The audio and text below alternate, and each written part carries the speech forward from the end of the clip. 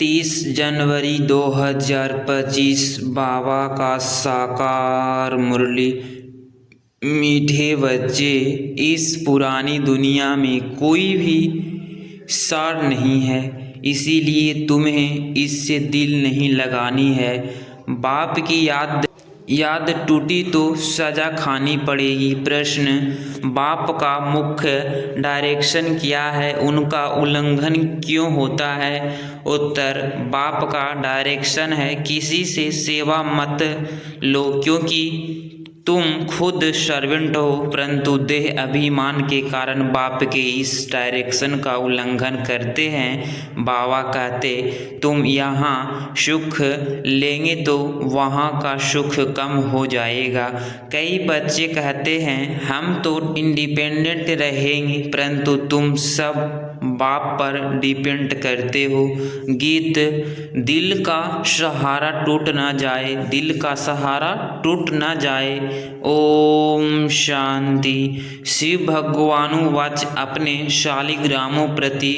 शिव और शालिग्राम को तो सब मनुष्य जानते हैं, दोनों निराकार है। अब श्री कृष्ण भगवानुवाच कह नहीं सकते, भगवान एक ही होता है, तो शिव भगवानुवाच किसके प्रति? रूहानी बच्चों प्रति बाबा ने समझाया है।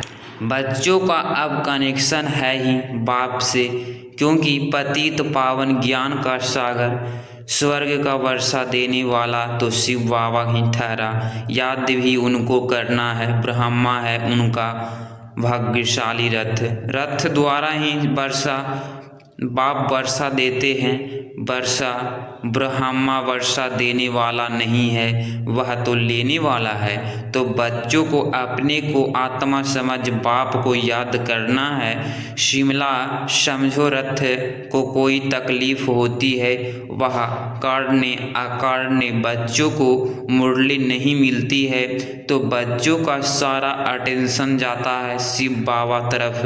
वह तो कभी बीमार पड़ नहीं सकते। बच्चों को इतना ज्ञान मिला है, वह भी समझा सकते हैं। प्रदर्शनी में बच्चों कितना समझाते हैं, ज्ञान तो बच्चों में ही है ना। हर एक की बुद्धि में चित्रों का ज्ञान भरा हुआ है, बच्चों को कोई अटक नहीं रह सकती। समझो, पोस्ट का आना जाना बंद हो जाता है, स्ट्राइक हो जाती है, फिर क्या करेंगे? ज्ञान तो बच्चों में है, समझाना है। सतयुग था, अब कलयुग, पुरानी दुनिया है। गीत में भी कहते हैं पुरानी दुनिया में कोई सार नहीं है, इससे दिल नहीं लगानी है, नहीं तो सज़ा मिल जाएगी। बाप की याद से सजाएं कटती जाएगी, ऐसे न हो बाप की याद टूट जाए, फिर सज़ा खानी पड़े और पुरानी दुनिया में चले जाए। ऐसे तो ढेर गए हैं जिनको बाप याद भी नहीं है, पुरानी दुनिया से दिल लग गई। जमाना बहुत ख़राब है, कोई से दिल लगाई तो सज़ा बहुत मिलेगी। बच्चों को ज्ञान सुनना है, भक्ति मार्ग के गीत भी नहीं सुनने हैं। अभी तुम हो संगम पर, ज्ञान सागर बाप द्वारा तुमको संगम पर ही ज्ञान मिलता है। दुनिया में यह किसको पता नहीं है कि ज्ञान सागर एक ही है। वह जब ज्ञान देते हैं तब मनुष्यों की सतगति होती है। सतगति दाता एक ही है, फिर उनकी मत पर चलना। माया छोड़ती कोई को भी नहीं है, देह अभिमान के बाद ही कोई न कोई भूल जाती है। कोई सेमी काम बस हो जाते हैं, कोई क्रोध बस, मनसा में तूफान बहुत आते हैं। प्यार करे ये करे, कोई के शरीर के दिल नहीं लगानी है। बाप कहते हैं अपने को आत्मा समझो तो शरीर वहाँ न रहे, नहीं तो बाप की आज्ञा का उल्लंघन हो जाता है। देह अहंकार से नुकसान बहुत होता है, इसीलिए देह सहित सब कुछ भूल जाना है। सिर्फ बाप को और घर को याद करना है। आत्माओं को बाप समझाते हैं शरीर से काम करते मुझे याद करो तो विकर्म भस्म हो जाएंगे। रास्ता तो बहुत सहज है। यह भी समझाते हैं तुमसे भूलें होती रहती है, परंतु ऐसे न हो भूलों में फंसते ही जाओ। एक बारी भूल हुई फिर वह भूल नहीं करनी चाहिए। अपना कान पकड़ना चाहिए फिर वह भूल नहीं होगी। पुरुषार्थ करना चाहिए। अगर घड़ी घड़ी भूल होती है तो समझाना चाहिए हमारा बहुत नुकसान होगा। भूल करते करते तो दुर्गति को पाया है ना। कितनी बड़ी सीढ़ी उतर कर क्या बने हैं। आगे तो यह ज्ञान नहीं था। अभी नंबरवार पुरुषार्थ अनुसार ज्ञान में सब प्रवीण हो गए हैं। जितना हो सके अंतमुखी भी रहना है। मुख से कुछ नहीं कहना है। जो ज्ञान में प्रवीण बच्चे हैं वह कभी पुराना दुनिया से दिल नहीं लगाएंगे।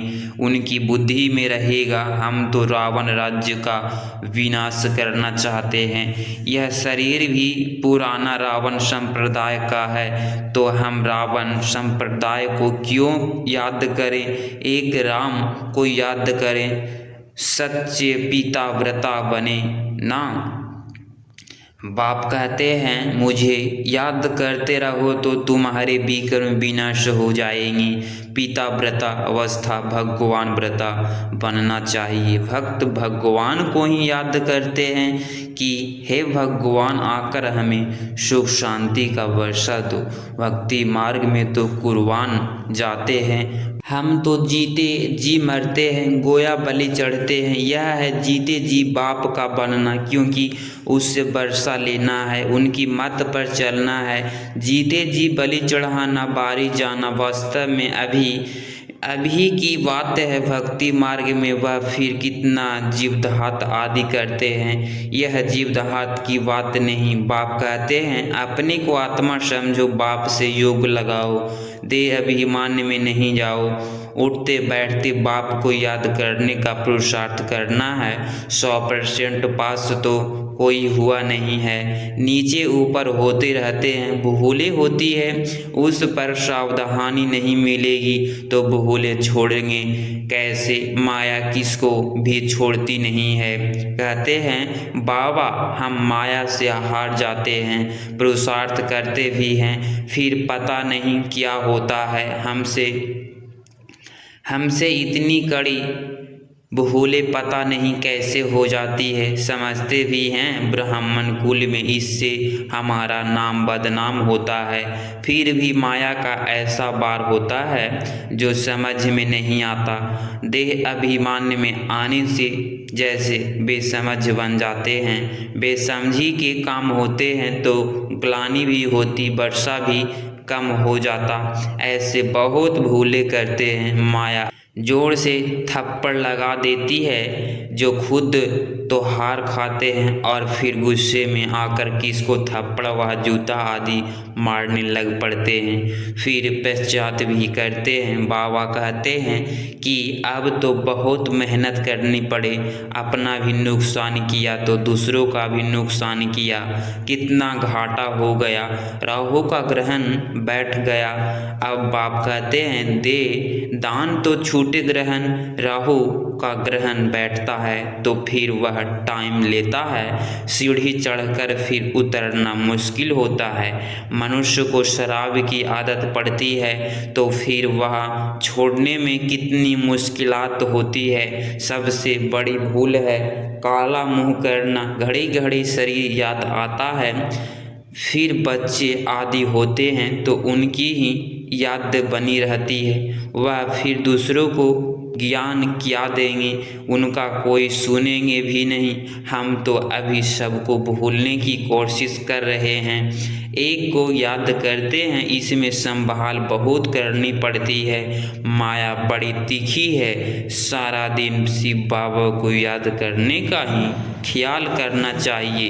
अब नाटक पूरा होता है। हमको जाना है, यह शरीर भी खत्म हो जाना है। जितना बाप को याद करेंगे तो देह अभिमान टूटता जाएगा और कोई की भी याद नहीं होगी।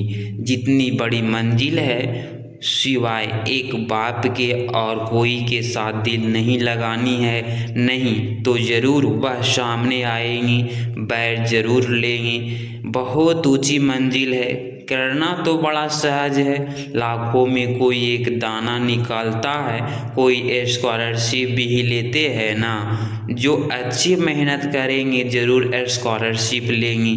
साक्षी हो, देखना है कैसे सर्विस करता हूँ। बहुत बच्चे चाहते हैं जिसमें आने सर्विस छोड़ इसमें लग जावे, परंतु बाबा संकट मनस्तान देखते हैं, अकेला है, कोई संबंधी नहीं है तो हर्जा नहीं। फिर भी कहते हैं नौकरी भी करो और यह सेवा भी करो।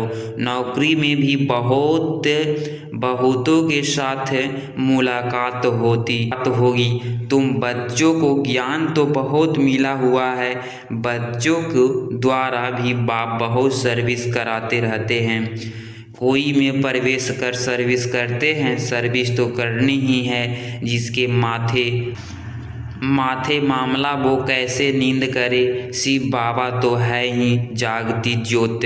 बाप कहते हैं मैं तो दिन रात सर्विस करता हूँ, थकता शरीर है, फिर आत्मा भी क्या करे, शरीर काम नहीं देता है। बाप तो अथक है ना, वह है जागती ज्योत, सारी दुनिया को जगाते हैं। उनका पाठ ही वंडरफुल है, जिसको तुम बच्चों में भी थोड़े जानते हैं। कालों का काल है बाप, उनकी आज्ञा नहीं मानेंगी तो धर्मराज से डंडा खाएंगी। बाप का मुख्य डायरेक्शन है किसी से सेवा मत लो, परंतु देह अभिमान में आकर बाप की आज्ञा का उल्लंघन करते हैं। बाबा कहते तुम खुद सर्वेंट हो, यहाँ खुद लेंगे तो वहाँ सुख कम हो जाएगा। आदत पड़ जाती है तो सर्वेंट बिगड़ रह नहीं सकते हैं। कई कहते हैं हम तो इंडिपेंडेंट रहेंगे, परंतु बाप कहते हैं डिपेंड रहना अच्छा है। तुम सब बाप पर डिपेंड करते हो, इंडिपेंडेंट बनने से गिर पड़ते हो। तुम सब डिपेंड करते हो शिव बाबा पर, सारी दुनिया डिपेंड रहती है। तब तो कहते हैं हे पतित पावन आओ, उनसे ही सुख शांति मिलती है, परंतु समझते नहीं है यह भक्ति मार्ग का समय भी पास करना ही है। जब रात पूरी होती है तब बाप आते हैं, एक सेकंड का भी फर्क नहीं पड़ सकता। बाप कहते हैं मैं इस ड्रामा को जानने वाला हूँ, ड्रामा के आदि मध्य अंत को और कोई भी नहीं जानते। सतयुग से लेकर यह ज्ञान प्रलोप है, अभी तुम रचयिता और रचना के आदि मध्य अंत को जानते हो, इसको ही ज्ञान कहा जाता है। बाकी सब है भक्ति। बाप को नॉलेज फुल कहते हैं, हमको वह नॉलेज मिल रही है। बच्चों को नशा भी अच्छा होना चाहिए, बाप कहते हैं, परंतु यह भी समझते हैं कि राजधानी स्थापना होती है।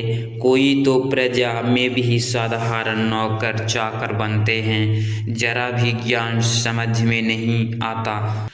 बंडर है ना, ज्ञान तो बड़ा सहज है। 84 जन्मों का चक्र अब पूरा हुआ है, अब जाना है अपने घर।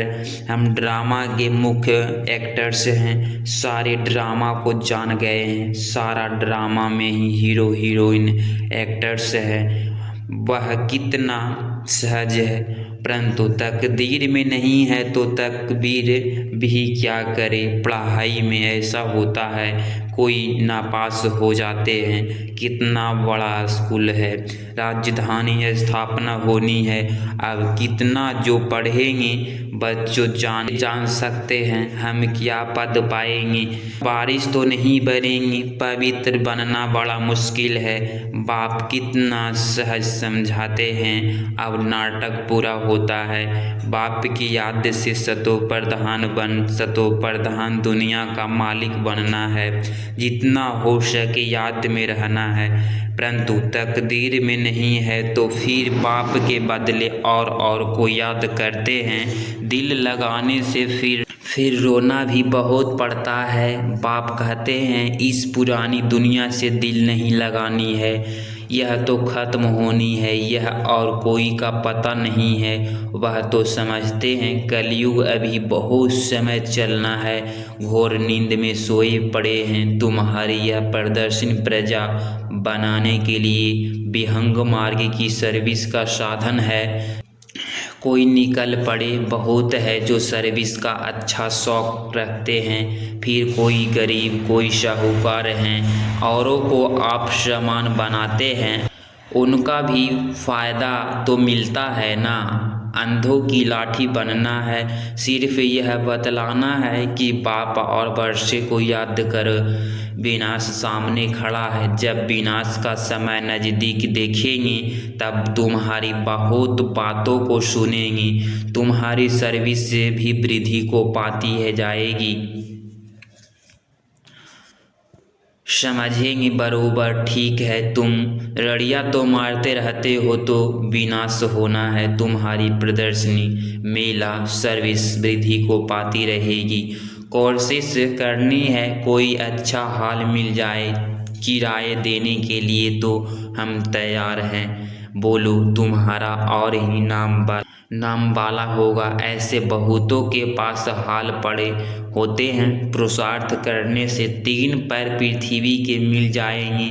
जब तक तुम छोटी छोटी प्रदर्शनी रखो, शिव जयंती भी तुम मनाएंगे तो आवाज़ होगा। तुम लिखते भी हो शिव जयंती की छुट्टी का दिन मुकर्रर करें। वास्तव में जन्मदिन तो एक का ही मनाना चाहिए, वही पतित पावन है। स्टैम्प भी वास्तव में असली यह त्रिमूर्ति की है। सत्यमेव जयते, यह है विजय पाने का समय। समझाने वाला भी अच्छा चाहिए। सभी सेंटर्स के जो मुख्य हैं उन्हीं को अटेंशन देना पड़े, अपनी स्टेप निकाल सकते हैं। यह है त्रिमूर्ति शिव जयंती। सिर्फ शिव जयंती कहने से समझ नहीं सकेंगे। अब काम तो बहुत बच्चों को ही करना है, बहुतों को कल्याण होगा तो कितनी गिफ्ट मिलेगी। सर्विस के गिफ्ट बहुत मिलती है, प्रदर्शनी से बहुत सर्विस हो सकती है, प्रजा तो बनेगी ना। बाबा देखते हैं सर्विस पर किन बच्चों का अटेंशन रहता है, दिल पर ही चढ़ेंगे। अच्छा, मीठे मीठे सिखिलधे बच्चों प्रति माता पिता बाप दादा का याद प्यार और गुड मॉर्निंग। रूहानी बाप की रूहानी बच्चों को नमस्ते नमस्ते। धारणा के लिए मुख्य सार पॉइंट नंबर फर्स्ट, अगर एक बार कोई भूल हुई तो उसी समय कान पकड़ना है, दोबारा वह भूल न हो। कभी भी देह अहंकार में नहीं आना है, ज्ञान में प्रवीण बन अंतमुखी रहना है। पॉइंट नंबर 2, सच्चा प्रीताव्रता बनना है, जीते जी बलि चढ़ाना है, किसी से भी दिल नहीं लगानी है, बेसमझी का कोई भी काम नहीं करना है। 30 जनवरी 2025 का वरदान, जुदाई को सदा काल के लिए विदाई देने वाले स्नेही स्वरूप भव। स्पष्टीकरण, जो स्नेही को पसंद है वही स्नेह करने वाले को पसंद हो, यही स्नेह का स्वरूप है। चलना खाना पीना रहना स्नेही के दिल पसंद हो, इसीलिए जो भी संकल्प वह कर्म करो तो पहले सोचो कि यह स्नेही बाप के दिल पसंद है। ऐसे बच्चे स्नेही बनो तो निरंतर योगी सहयोगी बन जाएंगे। यही स्नेही स्वरूप को समान स्वरूप में परिवर्तन कर दो तो अमर वह भव्य का वरदान मिल जाएगा और जुदाई को सदा काल के लिए विदाई मिल जाएगी। स्लोगन, स्वभाव इजी और पुरुषार्थ अटेंशन वाला बनाओ। स्वमान इजी और पुरुषार्थ अटेंशन वाला बनाओ। अपनी शक्तिशाली मनसा द्वारा सकाश देने की सेवा करो। जैसे बीज में सारा वृक्ष समाया रहता है, ऐसे संकल्प रूपी बीज में सारे वृक्ष की विस्तार समा जाए, तब संकल्प की हलचल समाप्त होगी। जैसे आजकल दुनिया में राजनीति राजनीति की हलचल, वस्तुओं के मूल्य की हलचल, करेंसी की हलचल, कर्म भोग्य की हलचल, धर्म की हलचल बढ़ती जा रही है। उस हलचल से स्वयं को व सर्व को बचाने के लिए मन बुद्धि को एकाग्र करने का अभ्यास करते, साकाश देने की सेवा करते रहो। अगर इस चैनल पे आप डेली मुरली सुन रहे हैं या सुन रही हो तो आप इस चैनल को प्लीज़ सब्सक्राइब करें और प्यारा सा लाइक ज़रूर करें। बेल आइकन को दबाना ना भूलें। मिलते हैं कल की मुरली में। ओम शांति, ओम शांति।